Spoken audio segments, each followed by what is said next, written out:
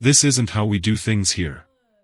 Dave Roberts said this, not with anger, but with the quiet disappointment of a manager who had just watched his young prospect cross a line that veterans know never to approach. The Dodgers didn't just bench Dalton Rushing that night. They sent a message that echoed through every corner of their clubhouse: no one is untouchable. It should have been Dalton Rushing's breakthrough moment. The 23-year-old catcher, the organization's top prospect, had been called up with expectations that bordered on unrealistic. Some were already calling him the future of the franchise. The next great Dodger.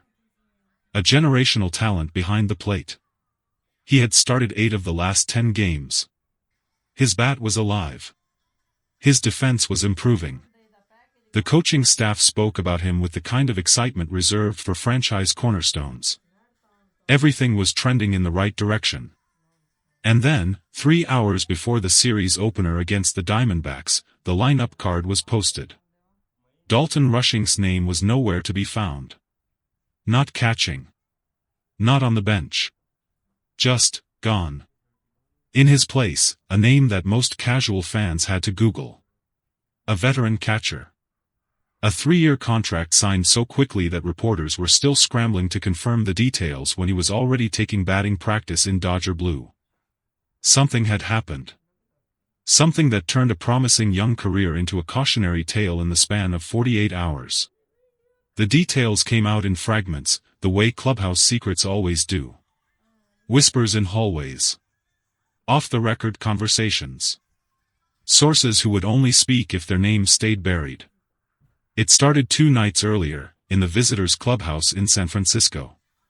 The Dodgers had just dropped a heartbreaker to the Giants, blowing a late lead on a wild pitch that bounced 15 feet in front of home plate. The kind of play that's nobody's fault and everyone's fault at the same time. Dalton Rushing had been behind the plate. Young. Talented. But still learning the nuances of blocking balls in high-leverage situations. It happens. Even the best catchers in the world let one get away sometimes. But what happened after the game was different. According to 3 separate sources within the organization, Rushing didn't take the loss well. Not in the competitive, fire-in-the-belly way that coaches love to see. In a different way. A dangerous way. He blamed the pitching staff. Not quietly. Not in the private space where teammates work things out. Out loud. In front of everyone. Maybe if someone could throw a strike when it mattered, I wouldn't have to dig everything out of the dirt. The words hung in the air like smoke. Veterans' heads turned. Coaches stopped mid-conversation. Because in baseball, there are unspoken rules that matter more than any rulebook.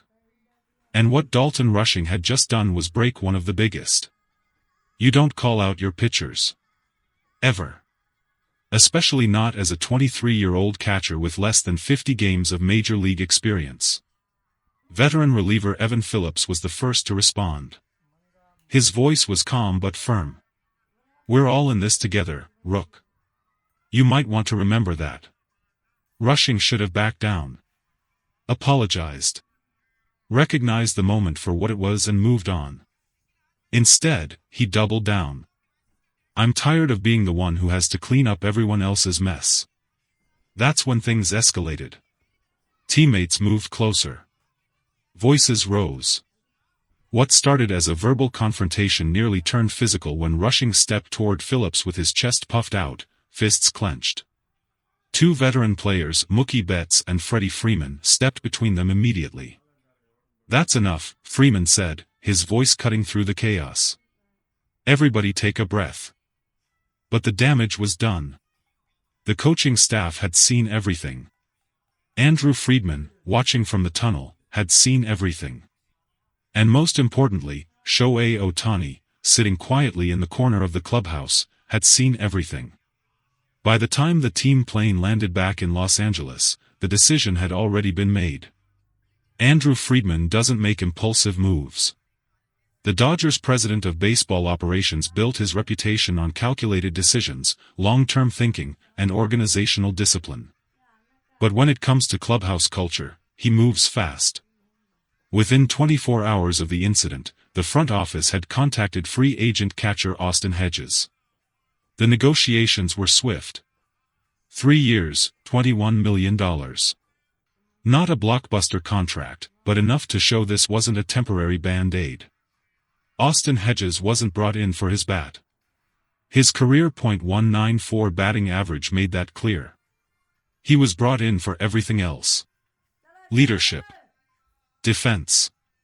The ability to manage a pitching staff. And most importantly, the kind of veteran presence that reminds young players how things are supposed to work. When Hedges arrived at Dodger Stadium for his introductory meeting, he didn't need much explanation. He'd heard the stories. He knew why he was there.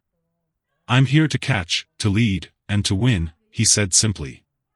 Everything else is noise. Meanwhile, Dalton Rushing was summoned to Dave Roberts' office. The meeting lasted 17 minutes. Those who were nearby said it wasn't loud. There was no yelling. Just a calm, direct conversation about expectations, accountability, and consequences. Roberts has managed young players through mistakes before. He's known for his patience, his teaching ability, his willingness to let prospects learn through failure. But there are mistakes, and then there are choices. What Rushing had done fell into the second category. When Rushing left the office, his face was pale. He didn't speak to reporters. Didn't stop for teammates. Just grabbed his bag and left the stadium. 3 hours later, the lineup card went up. Austin Hedges was starting behind the plate. Dalton Rushing wasn't even in the building. When Austin Hedges stepped into the batter's box for his first plate appearance as a Dodger, the crowd offered polite applause. Most fans were still confused about what had happened. Social media was exploding with theories. Twitter detectives were working overtime. But inside the clubhouse, everyone understood. Hedges worked a full count against Diamondback starter Zach Gallen, fouled off 3 tough pitches, then grounded out to second base. Not pretty, but professional. Exactly what the Dodgers needed. Behind the plate, the difference was immediate. Between pitches, Hedges was constantly communicating. Hand signals. Verbal cues. The kind of leadership that doesn't show up in statistics but changes the entire dynamic of a game. In the third inning, with a runner on second and 1 out, he called for a backdoor slider to Christian Walker. The pitch caught the outside corner perfectly. Strike 3. Walker argued, but the frame job was textbook. Veteran work. In the 5th, he blocked a curveball in the dirt that saved a run.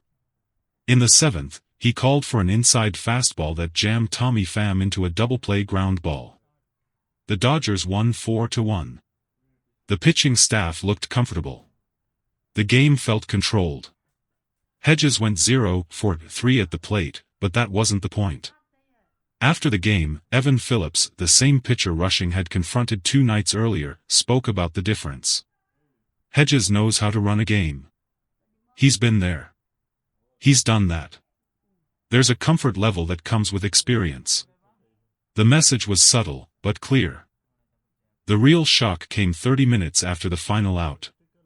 Shohei Ohtani's regular post-game media availability was scheduled as usual. Reporters expected the standard questions about his at-bats, maybe a comment about the pitching performance. What they got instead was something nobody saw coming. Ohtani entered the interview room with his translator, Ippei Mizuhara. His expression was more serious than usual. Not angry, but focused. Intentional. The first few questions were routine. How did the new catcher look? What was the team's energy like? Ohtani gave short, professional answers. Then a reporter asked the question that opened the floodgates. Shohei, can you talk about what happened with Dalton Rushing and how the team is handling internal conflicts? The room went quiet. This wasn't a standard baseball question. This was asking a superstar to comment on a sensitive clubhouse issue. Most players would deflect. Give a generic, "we're moving forward" answer and move on. Ohtani didn't. He leaned forward slightly, his hands folded on the table in front of him. He began speaking in Japanese, slowly and deliberately. His translator listened carefully, then turned to address the room. I want to say something important, so please listen carefully. Every reporter in the room straightened up. This was different. When I signed with the Dodgers, I didn't come here just to play baseball. I came here to win a championship. To do that, everyone must understand their role. Everyone must respect the process. He paused. The translator waited. Dalton Rushing is a talented player.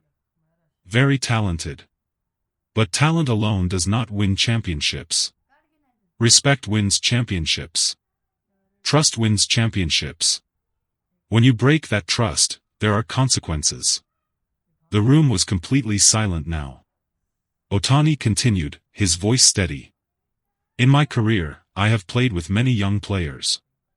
Some became stars. Some did not. The difference was never talent. The difference was always how they treated their teammates. Then, unexpectedly, Ohtani switched to English. His accent was thick, but every word was deliberate. I have made mistakes. Many mistakes. But I never disrespect my teammates. Never. That is the line you cannot cross. A reporter tried to ask a follow-up question, but Ohtani raised his hand gently. I am not finished. The room froze. Some people will say the Dodgers are too hard on young players. Maybe they will say Rushing deserves another chance. Maybe they are right. He paused, his eyes scanning the room. But I will tell you what I know. Baseball is not just about talent. It is about trust. When you are in a big game, in October, with everything on the line, you must know your teammate will be there for you. Not for himself. For you. For the team. Another pause. If you cannot trust your catcher, you cannot pitch. If you cannot trust your pitcher, you cannot catch. And if the team cannot trust each other, we cannot win. Ohtani leaned back slightly. The Dodgers made the right decision. I support it completely. And I hope Dalton learns from this. Because if he does, he can still have a great career.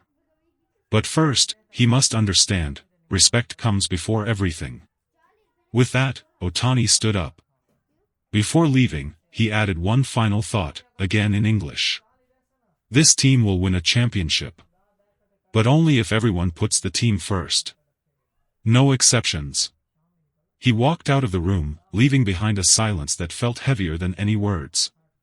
Within hours, Ohtani's comments had gone viral. Social media exploded. Some praised him for his leadership. Others criticized him for being too harsh on a young player. But inside the Dodgers clubhouse, the message was received exactly as intended. Dalton Rushing was reassigned to AAA Oklahoma City the following morning.